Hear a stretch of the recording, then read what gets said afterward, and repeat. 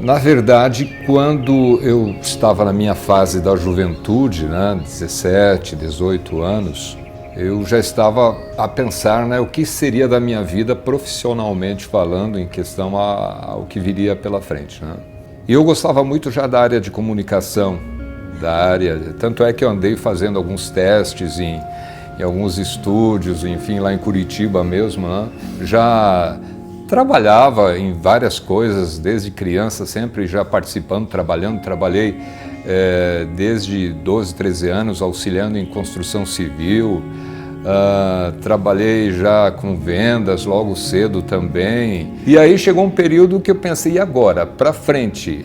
Trabalhei com o meu pai. Meu pai ele era foi sócio da fábrica de Cevada Saúde. Quando eu decidi, falei para o meu pai queria muito que eu seguisse, que cuidasse, que ficasse ali junto com os primos, enfim, para manter a fábrica na família, Mas aí eu falei para o meu pai, não, pai, eu tenho outros planos, eu vou voltar para a região de Curitiba, enfim.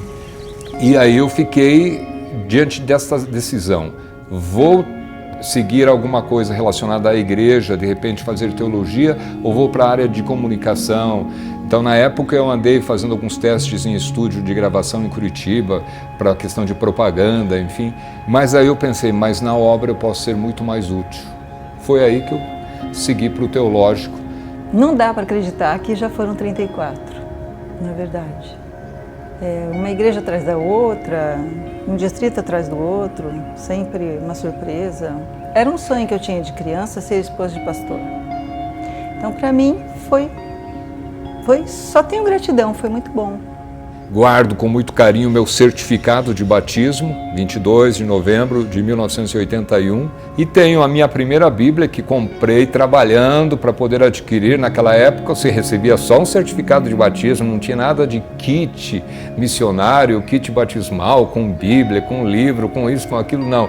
Era só um certificado pequenininho, E aí eu tive que me virar, trabalhei, comprei minha primeira Bíblia, inclusive escolhi uma Bíblia que para mim era muito linda, as letras vermelhas marcavam onde Jesus estava ali falando, Então aquela Bíblia eu guardo até hoje com muito carinho. E tem uma outra Bíblia que eu também guardo com muita paixão, com muita afeição, um lado até fortemente emotivo, que foi a Bíblia que os meus pais me deram na minha formatura.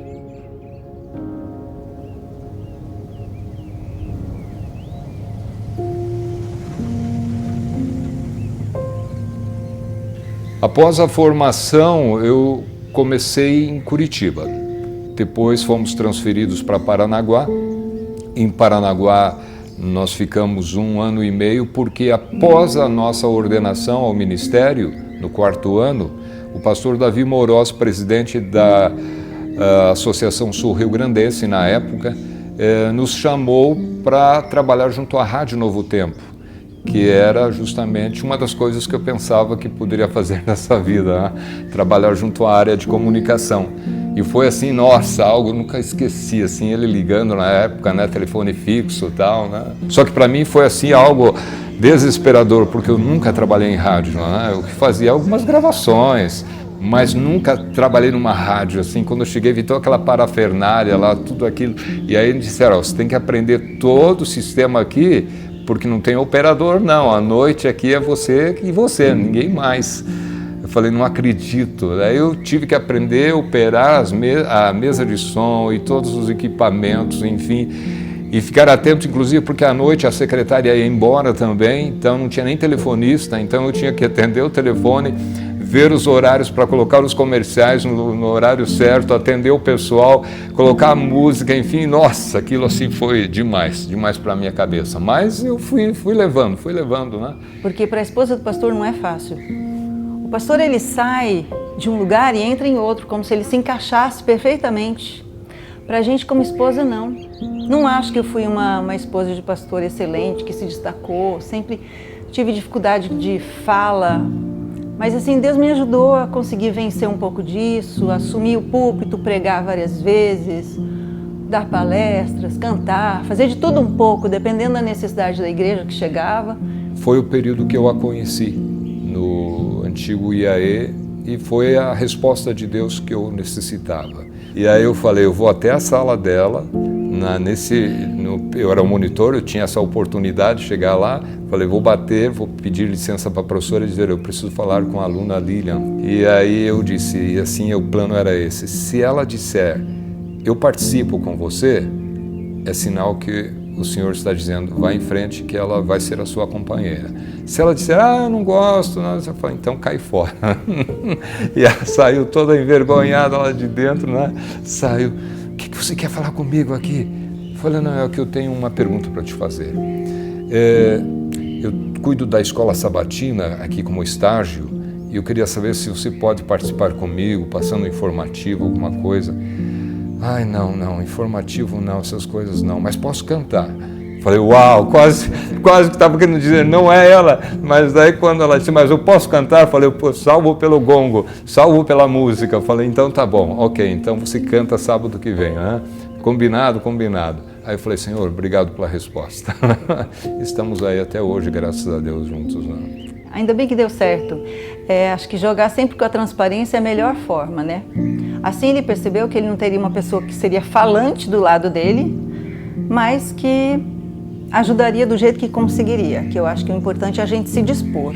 Os trabalhos, eles são diversos, a gente não pode ter preguiça de fazer as coisas.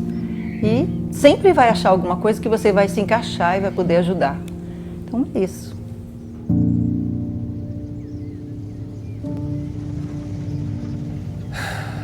Dever cumprido, né? Dever cumprido. 34 anos que o Senhor me permitiu, entre momentos muito difíceis que eu passei, tem coisas que só eu e Deus sabemos, as lutas que enfrentei, mas o que mais me marcou durante toda essa trajetória, entre grandes realizações, em ter feito o batismo dos meus filhos, enfim e tal, foi batizar o meu próprio pai. Foi sempre uma pessoa que nos apoiou, enfim, mas ele vivia ali a experiência dele, tipo assim, vocês fiquem como vocês estão e me deixem como eu estou, que está tudo bem. E alguns dias antes do último dia do ano, meu pai me procurou e disse assim, escuta, posso te fazer uma pergunta? Eu falei, faça, pai. Você vai ter culto de ação de graças aí na igreja, né? No final do ano eu falei, vou ter. E o que vai ter dentro desse culto, tá? Eu expliquei para ele, inclusive falei, vou ter até inclusive um batismo, tá? Vou ter um batismo, boa. E você pode me batizar também? Nossa, aquilo amoleceu as minhas pernas, isso eu não acredito. O que, pai? Você está perguntando se eu posso te batizar? Então, a gente passa a viver assim uma vida que você continua sendo um ser humano como qualquer outro, evidentemente, porém como uma função assim de um peso muito significativo. Eu olho hoje, diante de tudo que já vivi e passei, eu olho para o ministério pastoral, eu tenho assim uma plena convicção comigo que trata-se, se não a maior, mas uma das mais importantes funções desta terra. Porque está diretamente ligada com uma questão de salvação, de vida eterna. Isso tem um peso muito grande. O sentimento continua sendo de gratidão. Mas o mesmo Deus que me guiou até agora e que me ajudou, que muitas vezes eu falava, Senhor do céu, como assim que eu vou pregar, né? Vai me ajudar também. Então é só a gente confiar que Deus Deus age através de nós. Deus coloca coisas na nossa boca, na nossa mente, que às vezes a gente nem pensava que falaria, ou que pensaria, e é Deus conduzindo. Então a gente só precisa se colocar nas mãos dele, com certeza, sempre.